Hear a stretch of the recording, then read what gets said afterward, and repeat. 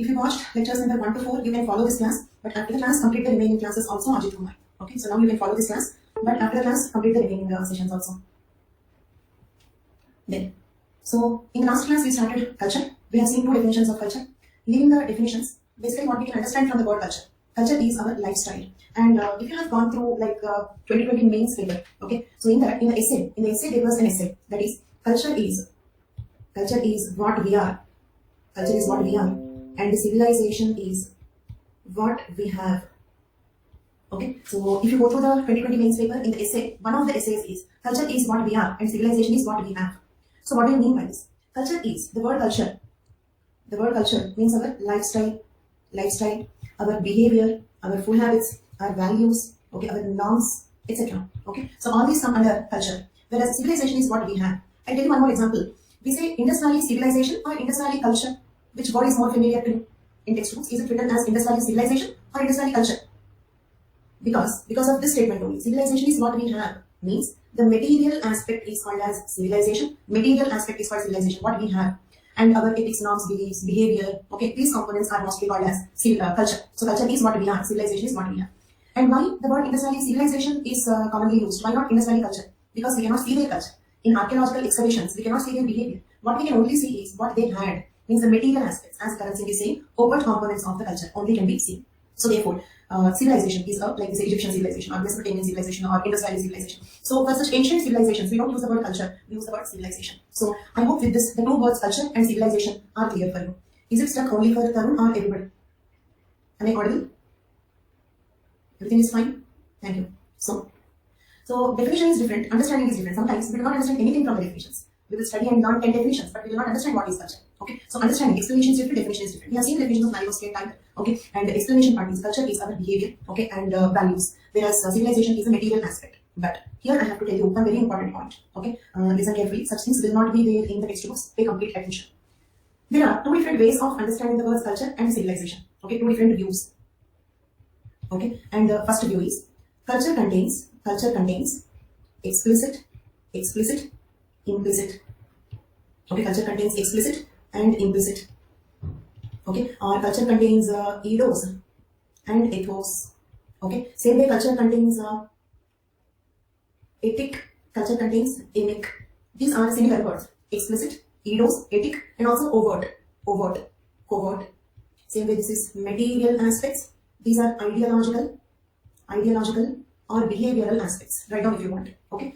There are two different views or two different ways of understanding the words culture and civilization. So we are first seeing the first view or the first way of understanding the word culture and civilization. Okay. So in this way, culture will have two components. Okay. Explicit, implicit, or eidos, ethos, ethic, emic, overt, covert, material, ideological, and behavioral. Ideological and behavioral things we cannot see. So they are nothing but overt. They are implicit. And we have the ethics, the norms that we follow. And they are also called as emic components, which can only be understood by the native, but cannot be understood by the outsider. Okay, so such things are also called as emic. Same way, material objects are overt and they are also explicit. And if these are ethos, these are the eidos, such things are also called as ethic. Ethic components are observable even by an outsider. Okay, knowing all the synonyms is important because in the question or in some context, when a different word is used also, we should be able to understand what they are referring to. Okay, are all the synonyms of these two words clear for everybody? Quick responses? Fine, so these are all synonyms. This is one way of understanding the word culture. Then there is a second view. Okay, some anthropologists do not consider these as one component of the culture. Rather, they call this component as civilization. Do you understand? These are two different views. Some anthropologists consider that culture itself will contain ethos and eidos. The eidos component. Okay, I'm sorry, I marked it very wrongly. I circled the wrong group. So, some anthropologists consider this part to be civilization. Okay, that is explicit or eidos or ethic or material components of the culture as civilization. Okay, so these are the two different ways of understanding. So can you now tell me, because if you express, then you will understand it better. Can you now tell me, in the first view, okay, like first view means I am referring to this point. Okay, that is culture will have two components. What are they? According to the first view, there is no usage of the word civilization, but culture will have two components. What are the two components? Implicit, explicit. Very good. But some other anthropologists differ with this view. In their view, everybody, according to the second view, according to some other thinkers, the explicit or overt components or material components of the culture are called as civilization. Okay, Both are different views. Some people will consider these components also as a part of civilized culture, whereas some other thinkers consider them to be a separate entity called civilization. Okay, so let me write it as a statement. Some anthropologists consider the material aspects, okay, or eros or explicit as a part of culture, and others consider the material aspects as civilization. Okay, some anthropologists consider the material aspects or eros or explicit or ethic components as one part of culture, whereas some other anthropologists consider the material aspects as a separate entity called civilization. Okay, then, so those people who consider, is this statement clear for everybody? Are these two statements clear? Okay, then now, so those people who consider the material aspects to be a part of culture, okay, the people who consider the material aspects also to be a part of the culture, then here, according to them, what is civilization? If they consider material aspects also to be a part of the culture, then what is civilization? So, no, nobody said civilization is implicit. Civilization is never implicit. Civilization, if at all you have to relate, you can relate it with material things only. Okay, so no anthropologist said that implicitly is civilization, explicitly is culture. Nobody said like that. Okay, then, so understood my point. Then, those anthropologists who felt that the material aspects also as a part of culture, according to them, civilization is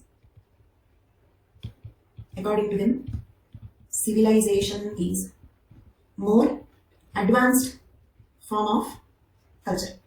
Okay, according to those thinkers, civilization is just more advanced form of culture. Did you hear the usage, people saying we are more civilized than them? So they are not civilized. Such words did you hear?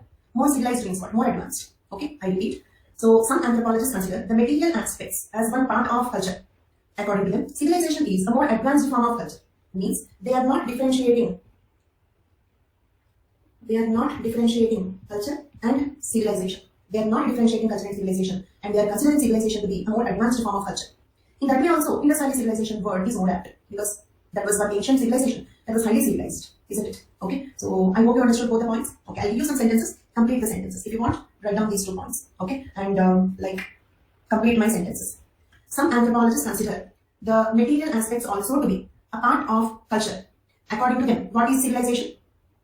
According to them, what is civilization? I repeat, some anthropologists consider material aspects also to be a part of culture only. So if everything is culture, then what is civilization? An advanced form of culture. Very good. Okay. So, once again I repeat for better clarity. Some anthropologists consider material aspects also as one part of culture. So, material, ideological, behavioral, if everything is culture only, then what is civilization? According to them, civilization is a better form of culture. Okay. Then I will give you one equation. Remember that about this equation we will discuss more in the theories chapter. Okay. Savagery. Next stage is barbarism. Next stage is civilization. Okay, so remember this flow chart or order of events. We will discuss more about this in the theories chapter, particularly this classical evolutionism theory. So according to classical evolutionism, the name itself is explained. It is evolutionism. It explains how the culture evolved. Okay, so in that, this is how the culture evolved. According to classical evolutionism, these are the stages in the evolution of culture. Savagery is a phase when the human lived as hunter gatherer. Okay, then barbarism was a stage where he learned pastoralism. Pastoralism means herding the animals, maintaining the herds of animals. Whereas civilization is a phase having science and technology. Okay, so yes, when I use like this symbol is for TION, shun. Okay, so I'm using this symbol for shun. Okay, civilization. N like this or M like this means shun. Okay, sorry. And also if I write like this, it means with. If I write like this means which. Okay, with which. Okay, there. So, is that clear? Savagery is a phase where man lived like hunter-gatherer. Then barbarism was a stage when the man lived like he learned pastoralism, is maintaining herds of animals. Then civilization is a phase having science and technology. Okay, the present phase, or some ancient civilizations which were very evolved in the olden days itself, like Indus Valley civilization. Okay, so according to them, civilization is a more advanced form of culture. If this is the order of events in cultural evolution, then civilization is a more advanced form of culture. Okay, both the usages are there. Okay, there. So now definitions completed. We have seen characteristic features, overt, explicit, implicit, ideal, real, ethos, eros. Okay, then the next concept we are going to discuss is ethnocentrism versus cultural relativism. Okay, then there are many questions from this. In fact, from culture chapter, the only question that came in the previous years is from ethnocentrism and cultural relativism. Let us understand what are these two words.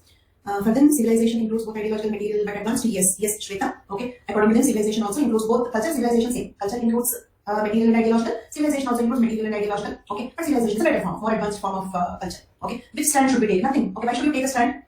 In sociology, social anthropology, no stand taking. Okay. Just sit and listen. We just try different views. That's all. And if the examiner takes a stand, okay, depending on the question, you should be able to understand which stand the examiner is taking.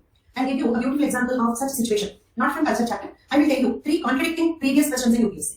Okay. In 1 year, they asked, not from culture, you need not note them down also, I will discuss in the respective unit.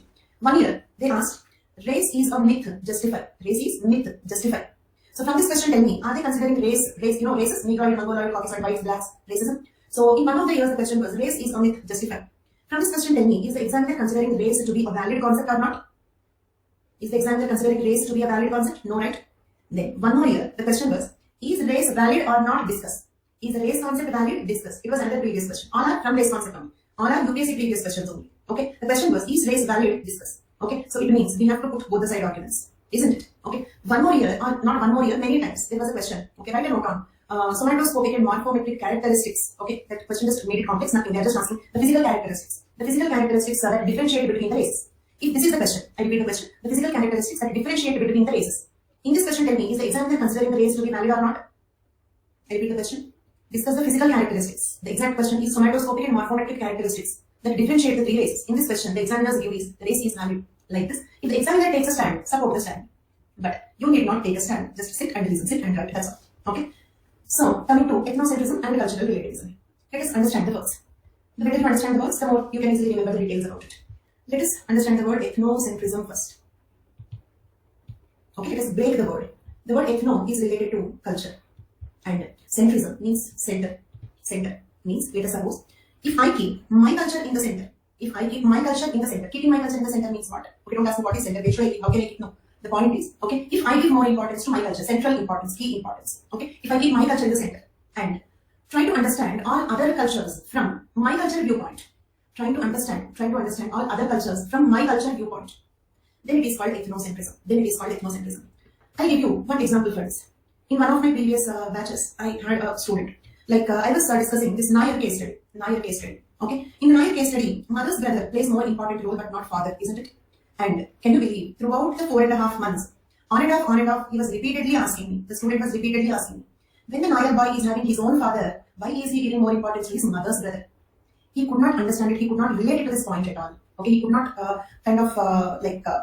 probably literally he could understand. But okay, he cannot trust it. How can it happen? Yes, exactly, not digest it. He could not digest that when we have own father. Okay, why do they give more respect to mother's brother? On and off. Every week 10 days, this boy would meet me to ask this question throughout 4.5 months. And finally, I could not convince him. At the end of 4.5 months, I could not convince him. This is the best example for ethnocentrism. He could not digest it because he is seeing the point from his cultural viewpoint.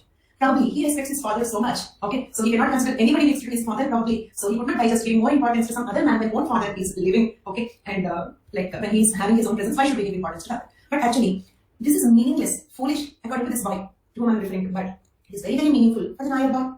He does not know who is his biological father. So obviously, mother's brother is a better person to give respect. Okay, isn't it? Mother's brother better, or mother's other husband better to give more importance.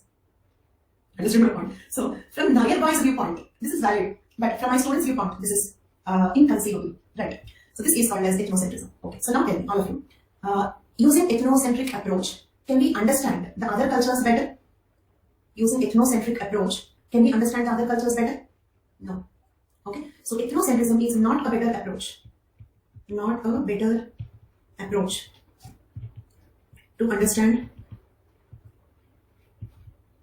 other cultures, right? Now, I'll give you more examples. One straightforward example is Nair's Karna. The same student had another problem also. Okay, he was he could not understand the situation of the Nair boy. He could not even understand the Nair boy's situation. Okay, you able to hear me? Yeah, I'm sorry.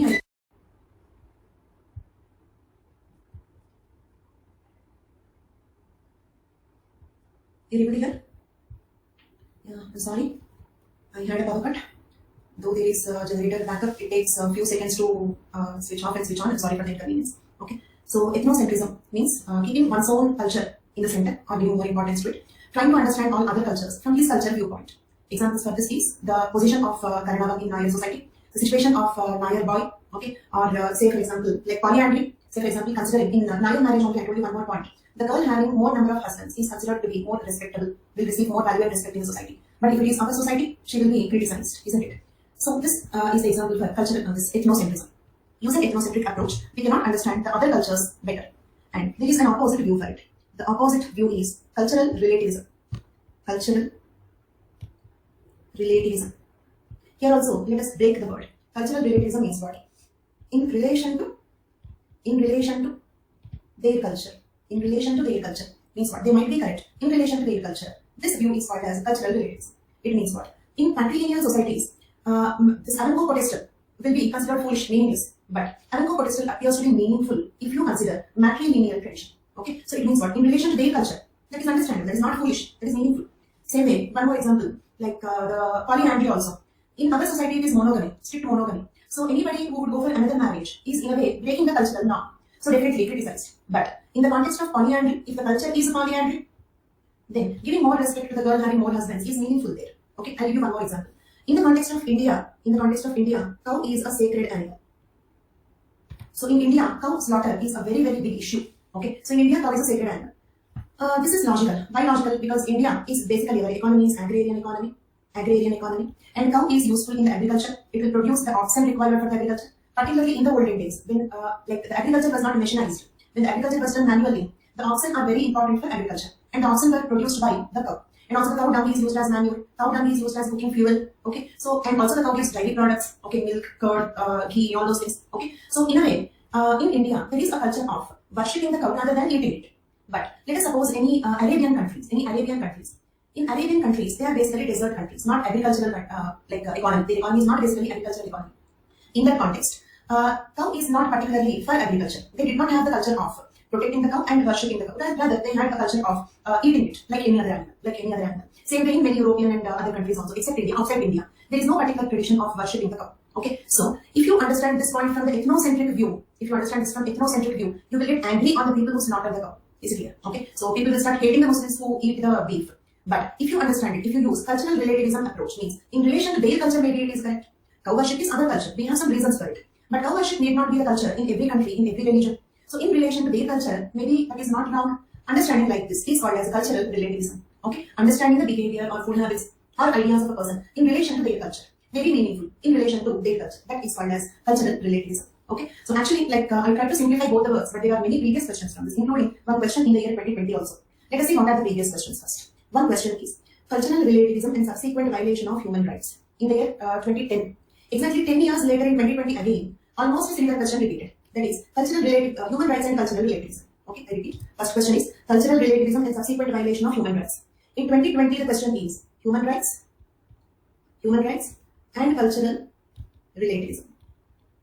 Human rights and cultural relativism. This is 2020 question. But of course, I still did not tell you what is the link between human rights and cultural relativism. That we will discuss now. But I am just showing the question. And two simple questions. Why has? Okay, before reading out this question, I'll ask you people another question. We have seen ethnocentrism, cultural relativism, both. Did you all understand both the concepts? Then tell me, which approach is dearer to anthropologists? They both are opposite to each other. Very good. Which approach is dearer to anthropologists? Means which approach the anthropologists like cultural relativism, right? So that was the third question. Why has the concept of cultural relativism been dearer to anthropologists? One more question, cultural relativism. Only based on this concept, there are 4 previous questions over a span of 10 years, 2010 to 2020. There are 4 previous questions only from these two words, ethnocentrism versus cultural relativism. Okay, so if you hate Muslims for eating beef, that approach is called as? If you hate Muslims because they eat beef, that approach is called as ethnocentrism. Okay, and I'll go on giving you the examples, you name the concept. Okay, then if I understand that beef consumption is not wrong with respect to or in relation to their culture, then it is called as cultural relativism. Okay, then giving more respect to mother's brother in matrilineal traditions is meaningful. In matrilineal societies, giving more respect to mother's brother is meaningful. One more statement. When they have their own biological father, why do they give more respect to mother's brother? Foolish. Ethnocentrism. Okay. Then, which approach is dearer to anthropologists? Okay. Then, here in 2020 there was a question. Human rights and cultural relativism. One more question to you. Does cultural relativism protect the human rights or destroy the human rights? Does cultural relativism protect human rights or destroy the human rights? Protects, right?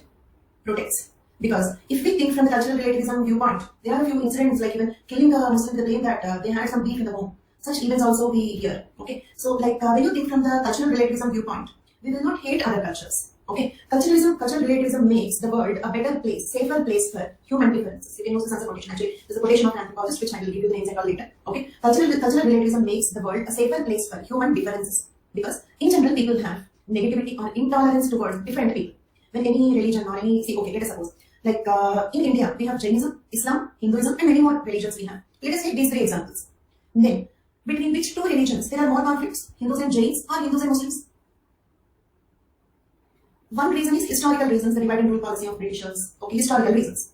One more difference is, which of those 2 religions is more similar to Hinduism, Jainism, Islam? Which is more similar to Hinduism, Jainism? So, the more different the other people are, okay, the more intolerance the people have. This is human tendency. This is internal human tendency. Okay, in fact, everybody will like the people who are like them. There is a saying also, birds of same feather flock together. Okay, so like that, in general, we like the people who are similar to us. And in general, in humans, not only Hindus, not only Muslims, in general, humans have more intolerance towards more different people. Is it clear? That is because of ethnocentric approach only. So the more cultural relativistic viewpoint we have, the world will become safer for human differences. Very different people can tolerate each other and live together with peace. Okay, so that is the advantage of cultural relativism. So cultural relativism in general protects human rights. Your point is correct. Say, one example is, if you have cultural relativism as an approach, then you will not hate the Muslims who eat beef and you will not try to harm them, okay, because they are eating the beef. Same way Muslims also, they will understand the Hindus better, they will not try to harm Hindus, right, from both the viewpoints. And so, in this way, the human rights of the people can be protected because we are respecting their culture, we are respecting their behavior, we are understanding their behavior, right? But ethnocentrism leads to struggle for living, yes. Conflicts, ethnocentrism increases conflicts. Fine, but I will show you a very surprising, unexpected question. I'll show you a surprising question. Question is, cultural relativism and subsequent violation of human rights. Cultural relativism and subsequent violation of human rights. Till now in our discussion we understood that cultural relativism protects human rights. It will make the world safer for human differences. But surprisingly, the question here is cultural relativism and subsequent violation of human rights. How can the cultural relativism violate human rights? How can the cultural relativism violate human rights? Is the statement correct? But of course, because it is a UPSC question, correct only, why do they give a wrong statement? Okay. If at all the sati wasn't abolished, exactly, Manisha, correct answer, Monisha. If sati wasn't abolished, if it was seen in the terms of cultural relativism, okay, even now, like even if it is justified in terms of cultural relativism, okay, so that is a wonderful example for it.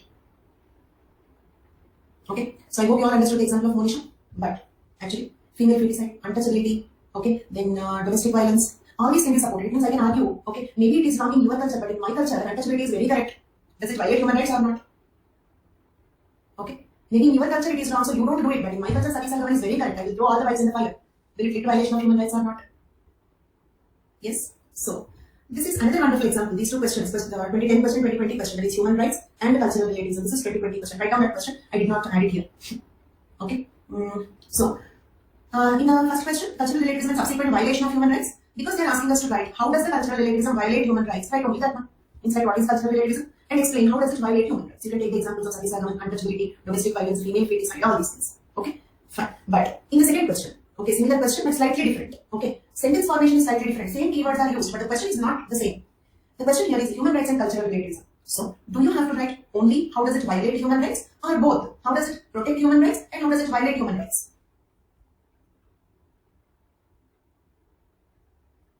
Wait, both. So, this is another good example for that one question that one student asked me, which stand should we take?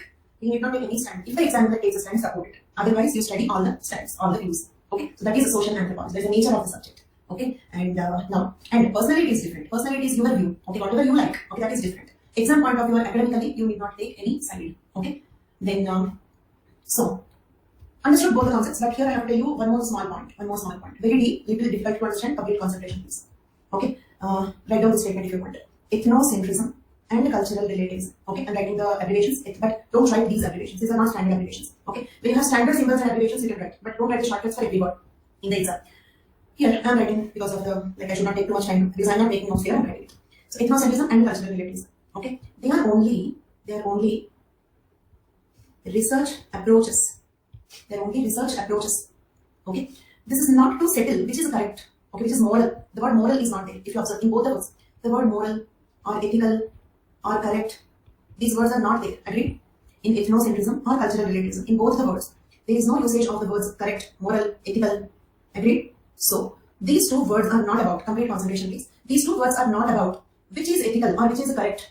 This is only research approaches. Means, they are just two different approaches to understand other cultures. That's all. Yeah, see, an anthropologist is not a judge. He's not deciding what is correct, what is wrong. He's only, what is the task of an anthropologist?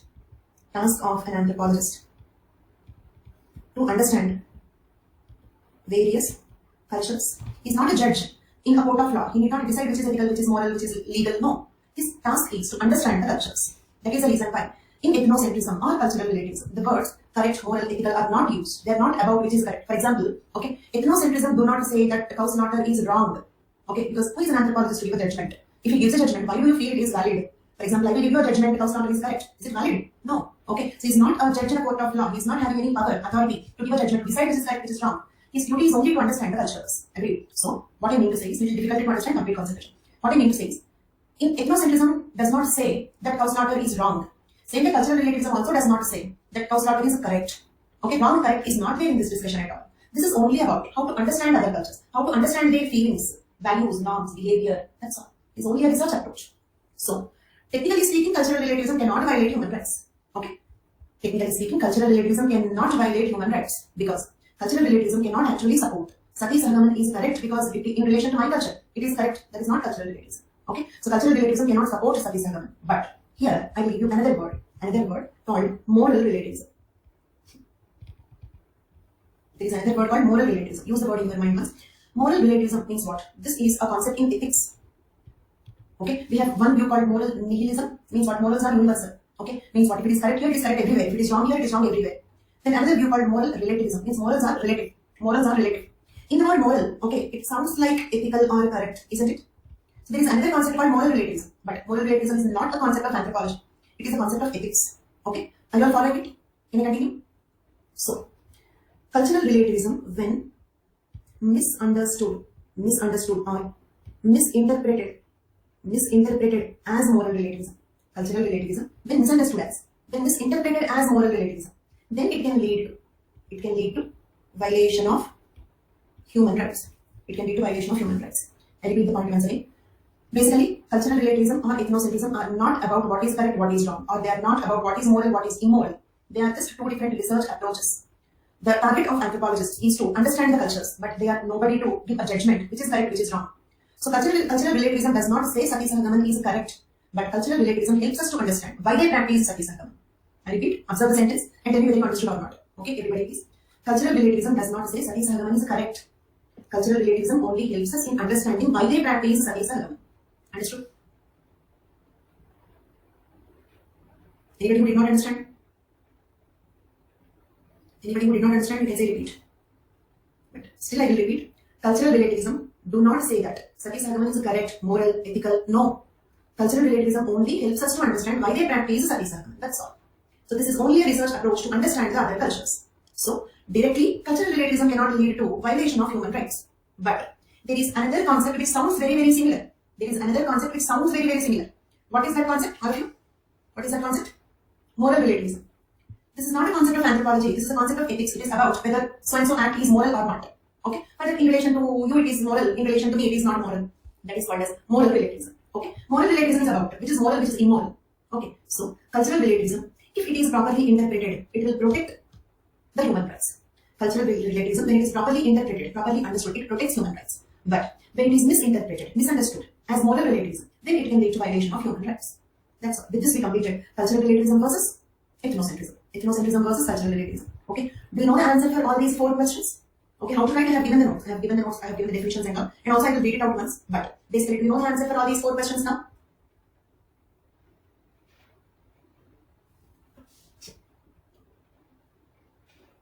Okay. So, how can it protect human rights means when we understand the other people. Okay. Understanding is the first step towards giving respect. When we do not understand them, we cannot give them respect. So when we better understand the other people, okay, we can be more tolerant towards them. Okay, so that is how it can protect human rights when it is properly understood also. Okay, now let us give it one reading as we always do.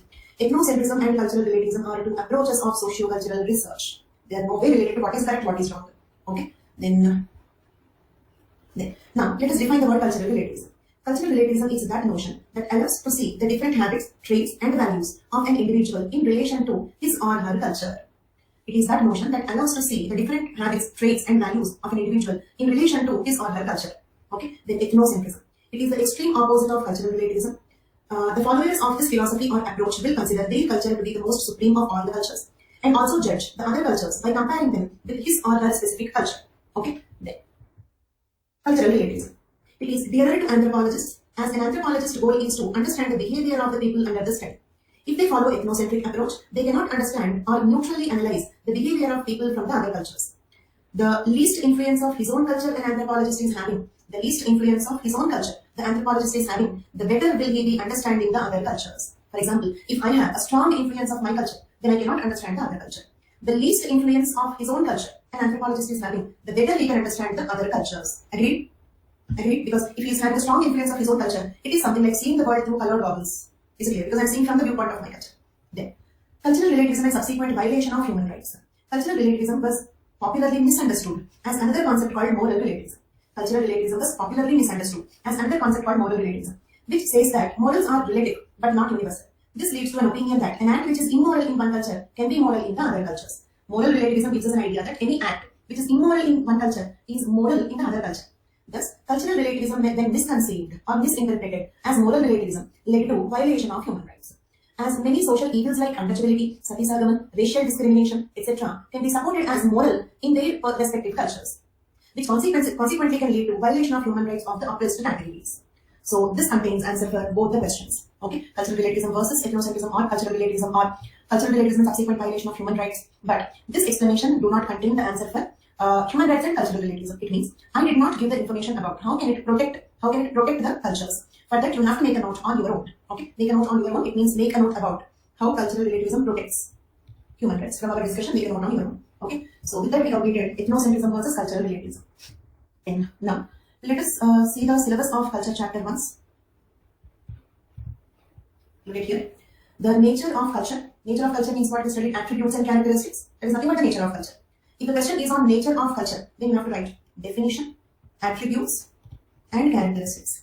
If the question is nature of culture, but actually this is the title of the unit. Under this title, they have given the concept and characteristics of culture.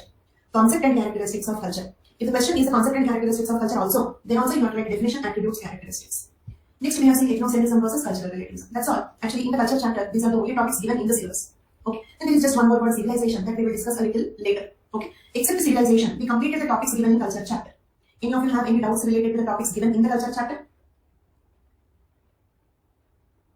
Attributes also means characteristics only. Okay, but in the notes I have given as two separate subheadings, attributes and characteristics. Both roughly mean the same. Qualitative nature itself means cannot be determined. We can only understand it. We cannot determine whether it is of superior quality or inferior quality.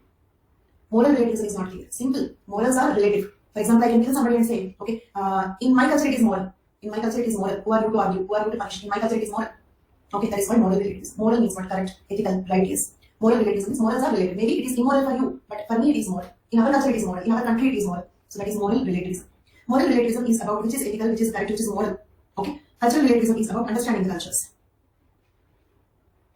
Two views of understanding culture, please repeat. Instead of me repeating, watch the recorded video once again. That is better because others will get bored. Okay, already I explained it very, very slowly, and I have a fear of like making some people bored. I have to maintain a balance between, okay, the least student in the class and the fastest student in the class, slowest student in the class. I should be able to, may not be possible always, but I should be able to maintain a balance between the two. Okay, so I explained it 2-3 times, I repeated it very slowly explained, so please watch the recorded video once again. Moral relativism, of course, violates human rights here. That is the reason why cultural relativism, when misinterpreted as moral relativism, violates human rights. Moral relativism, of course, violates human rights. Okay, I can do anything and say it is moral for. Just like stealing bread for poor is moral, but shopkeeper it is immoral, right? Moral means what? Right? According to the person. They vary from person to person. That is why moral relativism. Moral is not universal. There is nothing but moral relativism. There is another saying also, one man's sweet is other man's poison. Like that is why moral relativism. Morals are relative. For me it is correct. Who are you to us? This kind of argument is called as moral relativism. Moral relativism, of course, violates human rights. That is the reason why cultural relativism, when misinterpreted as moral relativism, also violates human rights. But in general, cultural relativism helps us to better understand the other cultures. Okay, if you want to write down the statement. Cultural relativism helps us to better understand the other cultures. Okay, and understanding the other cultures makes people more tolerant to the people of other cultures. And if you want, note it down. This is about the 2020 question. How does it protect human rights? Okay, write down if you want. Cultural relativism helps us to better understand the other cultures. Understanding other cultures makes the people more tolerant to the people of other cultures. Okay, make people tolerant to the people of other cultures. Okay, thus cultural relativism makes the world a safer place for human differences. Cultural relativism makes the world a safer place for human differences and hence protects human rights. Okay, or cultural relativism protects human rights and therefore makes the world a safer place for human differences. You can put it in better sentences. Cultural relativism helps in tolerating other cultures. Yes. Okay. So will you be able to write all those 4 questions? May cultural relativism violate the human right of ethnocentric person? Maybe, but we need not think like that in that direction. Cultural relativism is subsequent violation of human rights. We can straight away agree with the point and not mention about. Then you can write criticism of that point also. Okay. For that question, cultural relativism subsequent violation of human rights. For that, you can take one subheading as a criticism and you can mention that it can also protect human rights. Okay.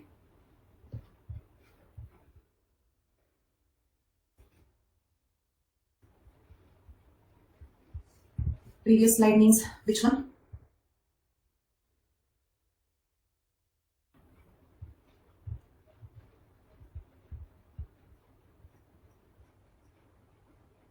I think I erased what I have written. So, fine. So with that we completed, except the word civilization, we completed the remaining topics given in the culture chapter. Okay, after that, now, according to syllabus, according to previous questions, we completed culture. But as such, I will take one more class on culture. Because culture is very, very important and the central concept in entire socio-cultural anthropology. Basically, anthropology is the study of culture. Okay, the most central point in anthropology is culture. And in the unit 6, all the theories are about culture only. In unit 6, all theories are about culture. So we will discuss more concepts about culture. Let me explain what are the part. What all we are going to discuss are not mentioned in the syllabus. This is in addition to what is given in the syllabus and previous questions. Okay, we completed all the topics given in culture chapter in the syllabus and previous questions also. Now let us see some more concepts about culture. In the characteristic features of culture, if you remember, I told you one statement, that is, culture has a structure. Culture has a structure, isn't it? Then I said, I'll explain the structure of the culture a little later. So here we are discussing the structure of culture. Okay, structure of culture. Culture trait or culture element. Memorize the words, please. Culture trait or culture element. This is the basic unit. Okay. Means I'll give you one example. Let us suppose if you take marriage as an event, the entire occasion. During marriage, there are many events. Say for example, time tali, okay, or circumambulating around the sacred fire. Like this, there are many events that are done. Is it clear? Okay, like over a span of some 3 to 5 days, there are many rituals performed on the occasion of marriage. So each ritual can be considered as one element. Or you can take one word in the language as one element. Okay, or one particular food item, that cultural food item is one element. Okay, it means what? Our culture will have countless number of culture elements, right? So that is nothing but culture trait or culture elements. Okay, then many culture elements put together, we call it as culture complex. Many culture elements put together, we call it as culture complex. Okay, then many culture complexes put together, we call it as culture pattern. And many culture patterns put together, we call it as culture. So this is how the culture is organized. This is the structure of culture. Can you see this diagram? If you observe these blue colored boxes, each is one culture trait. And this red colored boxes, okay, this is a culture complex. It means there are, if you look at here, 1, 2, 3 culture traits in this culture complex. Understood my point? 3 culture traits in this culture complex. Same way, 1, 2, 3, 4, 5, 6 culture traits in this culture complex.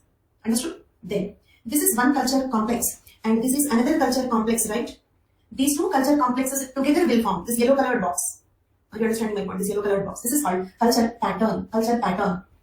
And you can observe this one and this one. 2 yellow colored boxes here, isn't it? The 2 culture patterns together will make this outer big box in black color. That is nothing but culture element. Few culture elements together is called culture complex. Few culture complexes together is called as a culture pattern. And few culture patterns together is called as the culture. This is the structure of culture. Agreed? Understood? Did you understand this diagram? Then, Let us see more about what is culture element, what is culture complex, what is culture pattern. Okay, look at here. Culture trait. Let us first define the word culture trait. But remember, these are not mentioned in the syllabus, but very, very important.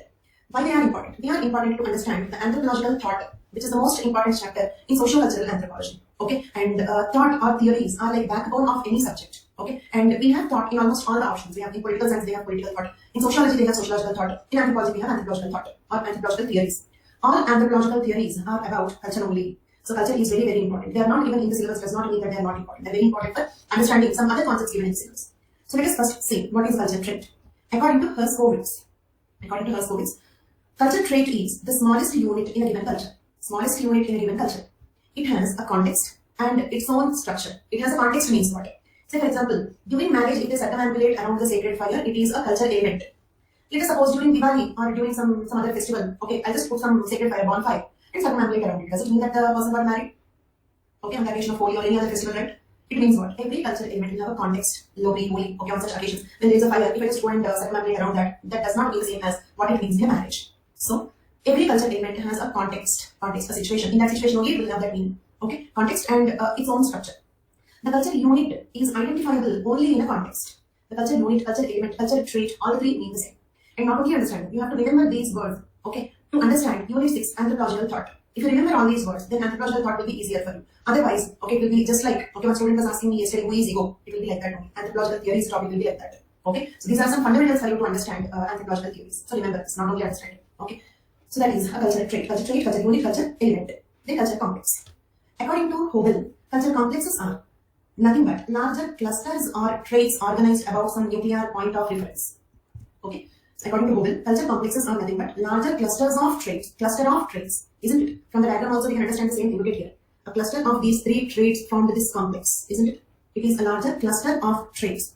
Culture complexes are nothing but larger clusters of traits organized about some nuclear point of reference. What do you mean by nuclear point of reference? Simple, okay? Related, that's all. They are all related to the same concept. Okay, they are all related to the same concept. For example, answer this question. Circumambulating the sacred fire, tying the tali. Okay, are these two elements organized about the same nuclear point of reference?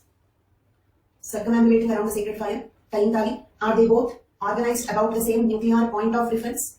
Very good, wonderful. Then what is that nuclear point of reference? Harsh gave the answer also. What is that nuclear point of reference? Marriage. They are all the cultural elements related to marriage. The nucleus, the central point here is marriage. Okay, so that's what is culture complex means what? For example, tying tali, okay, and something else, say like eating beef. They both are cultural elements only. But are they organized about a common point of reference? They're unrelated, right? Unrelated. And please don't try to find a relation between those two. I tried to give you some unrelated elements. Okay, let it be like that. So, it does not mean that. Any group of culture traits can be called as a culture complex. No. Only related culture elements will be called as a culture complex. Okay. So, according to Hobel, culture complexes are nothing but larger clusters of culture traits organized about some nuclear point of reference. Let us see one case study for this. One example of one case study for this. Devi possession in southern Gujarat, which has been referred by David Hardiman. An anthropologist, David Hardiman, referred to a particular case called Devi possession in the southern Gujarat. He reports that in early November 1922, a large number of Adivasi peasants from several villages assembled at a place in southern Gujarat to listen to the teachings of a goddess, Mata or Devi, known as Salabai. The Devi was supposed to have come out of the mountains and expressed her demand through spirits. While most of the Adivasis listened to Devi, some of them went into a state of trance. They are possessed by Devi. Devi's spirit, Salabai's spirit, entered into his body. He is possessed by Devi. Devi speaks means what? Speaks through this person who is possessed by Devi. Okay, so while most of the Adivasis listened to Devi, some of them went into a state of trance. These men would shake their heads violently and begin to utter what they believe to be Devi's commands. It means what? Whatever this person speaks, they are considered to be the instructions or commands of Devi, because they are considering that the Devi, Salabai, is speaking through this man. He is possessed by the Devi. Okay. The principal commands were to abstain from eating flesh or drinking liquor or toddy, to take bath daily, to keep their houses clean, etc. All these acts together can be considered as one cultural complex. Understood? Violently, shaking the head, being possessed by the Devi, uttering the commands of Devi. Okay. All these things are elements. All these elements together, the entire Devi possession is called one culture complex. Understood with the example? Shaking the head violently is one cultural element. Being possessed by Devi is another cultural element. Okay. Uttering a few commands which are considered to be the commands of the Devi is another cultural element. Believing that she is coming from the mountains is one more cultural element. All the people assembling there, most of them listening to the commands of Devi is another cultural element. But all these cultural elements are organized about the same nuclear point of reference. So together it is called as a culture complex. Right? Then, next one, culture pattern. A culture pattern is formed when the traits and complexes become related to each other in functional roles. Means what? When many traits and complexes aggregate, then they will form a culture pattern. Okay, for example, daily possession and architecture are not related, hence they do not form a culture pattern. Agreed? Daily possession, architecture are not related, so they do not form a culture pattern. Just like circumambulating around sacred fire, consumption of beef do not belong to the same culture complex. Okay, same way, daily possession and architecture are unrelated, so they do not form a culture pattern. Eating flesh is eating flesh, only meat, non-vegetarian. Okay, understood? So will architecture and daily possession come under the same culture pattern? No. Okay, daily possession and the other pujas, rituals related to religion, will they come under one culture pattern? Any other rituals, any other religious ceremonies, rituals, such beliefs will come under culture pattern. Okay. Then, examples of culture pattern. Examples of culture pattern. Kimball Young suggested 13 items as universal patterns of culture. 13 items as universal patterns of culture. First one is patterns of communication. Means everything related to communication. Kimball Young is one anthropologist. Name of a thinker. He gave 13 culture patterns. He listed out 13 culture patterns.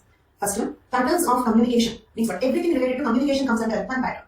Everything related to communication, like gestures, language, body language, clothing. We communicate with clothing also, body language. Okay. So, patterns of communication. Next one, methods and objects for man's physical welfare. Methods and objects for man's physical welfare, like gathering the food, shelter, personal care, tools and equipments to protect his own self. All these put together will form a pattern, that is, methods and objects for man's physical welfare. All these are the physical comfort. For his physical well-being, not psychological well-being. Food gathering, shelter, personal care, tools, etc. Okay. Like this, Kimball Young listed out 13 cultural patterns. You need not remember all the 13 culture patterns because basically culture pattern word is not given in the syllabus. Okay. So just as a matter of reference, I have given all the 13 patterns of culture, but it is not important to memorize all the 13 patterns. For example, I have given 2-3 examples to make you understand what is culture pattern. Okay. Then. Next concept is culture area. Next concept is culture area. Okay. Before that, one question. Religious practices like Hindu, Muslims, Jain, etc. No. Okay. We cannot club Hindu, Muslim, Jain. In Muslims, all religious elements will form one culture pattern. Understood, Sweta? Hindu, Muslim, Jain will not form a pattern. Okay. In Hinduism, all religious practices will form one pattern. In Islam, all religious practices will form one pattern. All the festivals they celebrate. Okay. All their religious beliefs will form one culture pattern. Okay. And like entire Hindu society will have a culture. Culture is larger than culture pattern. Because in one society, we don't have only religion. We have religion, marriage, family, kinship, economics, political, so many things, right? All those things together it is called as culture. Got it? It should be in the same culture. Yes, of course. Look at this diagram. Okay, is culture pattern larger or culture larger? Is culture pattern larger or culture larger? Culture, right? So you will have more culture patterns within one culture. You will have more culture patterns within one culture. Okay. Remember the hierarchy. I have given hierarchy here. That's all. Culture elements, basic unit. Then culture complex, then culture pattern. Largest unit is culture. Different schools of thought in Hinduism will form a pattern. What are the schools of thought in Hinduism? Yes, not only that, everything related to religion will form one pattern. Everything related to religion forms one pattern. Okay. Then. So I hope the words culture trait, culture element, culture unit. These three are synonyms. Then culture complex, then culture pattern, then culture. Now we have to see what is culture area. What is culture area? Okay, listen this very carefully. This is important. All these concepts are very important. It is not important to remember the list of 13 culture patterns, but it is very important to understand what is culture pattern. Means the structure of culture is important. Culture elements, culture complex, culture pattern, culture. That structure is important. It's not important to memorize the list of 13 culture patterns. Next concept, which is again very important, is culture area. Let me explain what is culture area. Okay, look at here. The concept of culture area was developed by Herskovitz. He says that in a particular area, there might be limited cultural heterogeneity. Okay, limited cultural heterogeneity. Let me explain this concept. Are you all following? You have any doubts still here?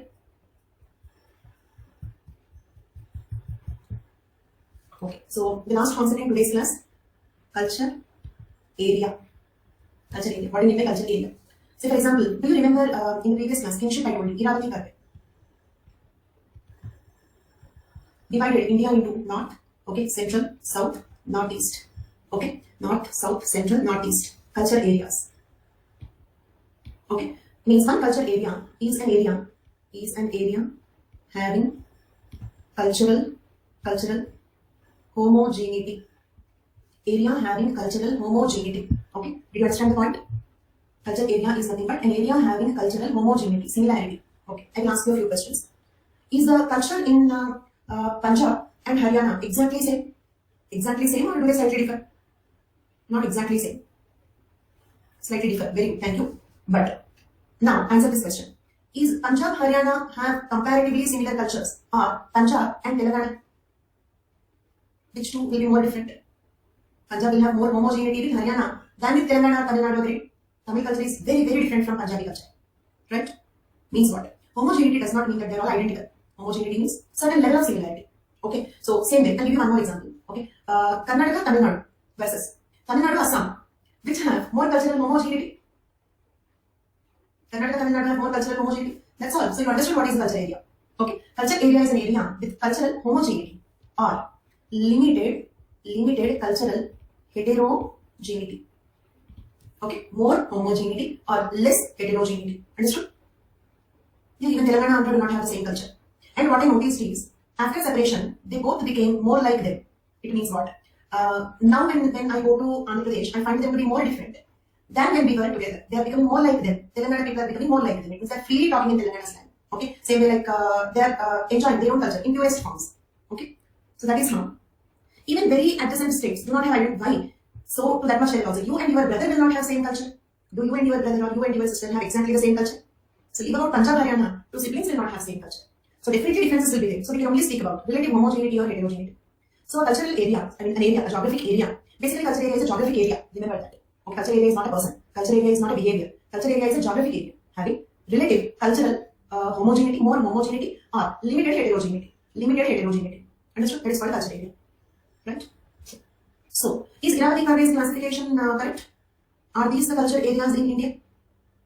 Yes. These are the different culture areas. The Northeast culture is different, North India culture is different, South India culture is different, Central India culture is different, but they have a lot of, like all North Indian states, have a lot of similarity also. Right? Then, she also gave a concept called subculture area. Subculture area. Use the word subculture area. Means what?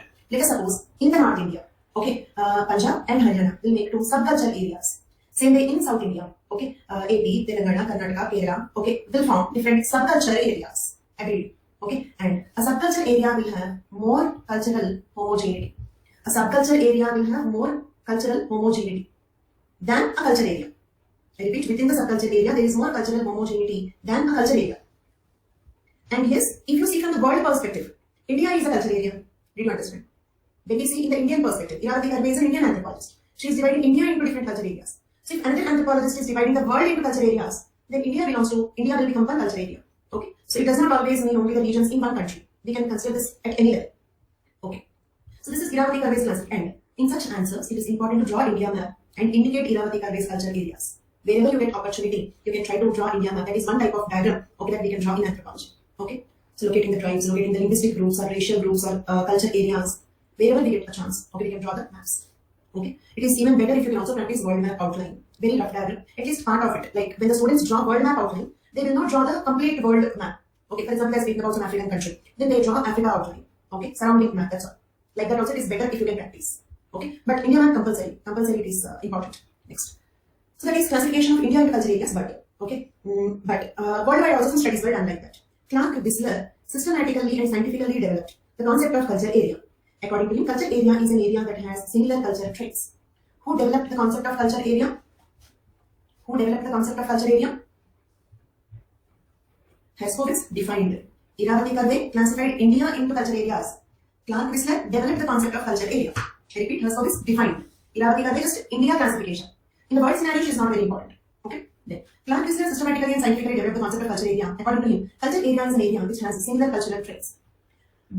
Franz Boas. If you have gone through the syllabus, if you have done my homework, okay, then tell me Franz Boas or Boas belongs to his school of thought. What is the name of his theory? Very good, very good. Thank you so much. Historical particularism. Clark Whistler also, his name is not given, okay, but he is a diffusionist thinker. Diffusionism. Clark Whistler, diffusionism. Okay, so now coming back to this. Franz Boas, an American anthropologist, has credibly worked on culture. He also constructed a map of culture areas in North America. Franz Boas constructed a map of culture areas in North America, South America, and Africa. Means just like Iravathi Karve constructed the culture area map of India, same way Franz Boas constructed the culture area map of North America, South America, and Africa. Understood the point? Just like Iravathi Karve classified or constructed the culture area map of India, same way Franz Boas constructed the cultural area map of North America, South America, and Africa.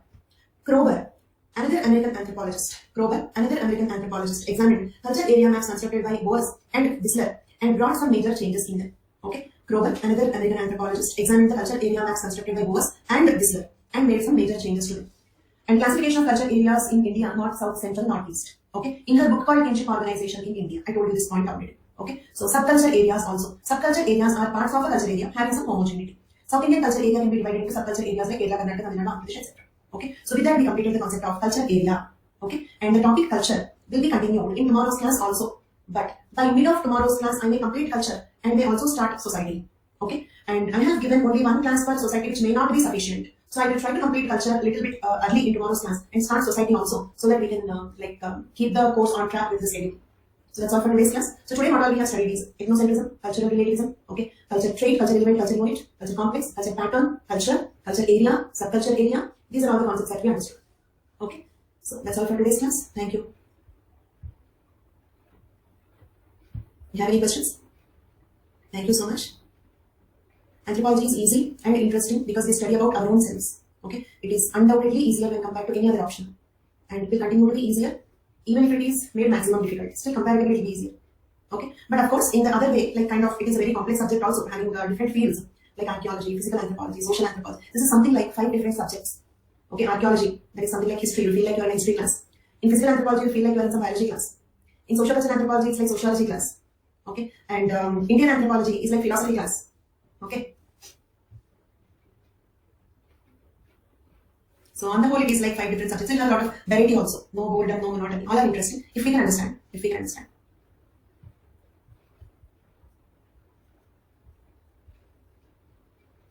And one more thing is, you can go through the scheduled ones. I usually alternate between physical and social. Means it's not that I will complete social first and then I will take up physical. I will alternate to avoid boredom. Okay. So continuous attested social part will be kind of monotonous. So in between I will take up physical. Then after some 1 week, 10 days of physical anthropology classes, again I will start social anthropology. So you can go through the schedule once. Okay. So throughout the schedule, I keep alternating between physical and social parts. Okay. Fine. That's all for today's class. Thank you so much. Bye bye.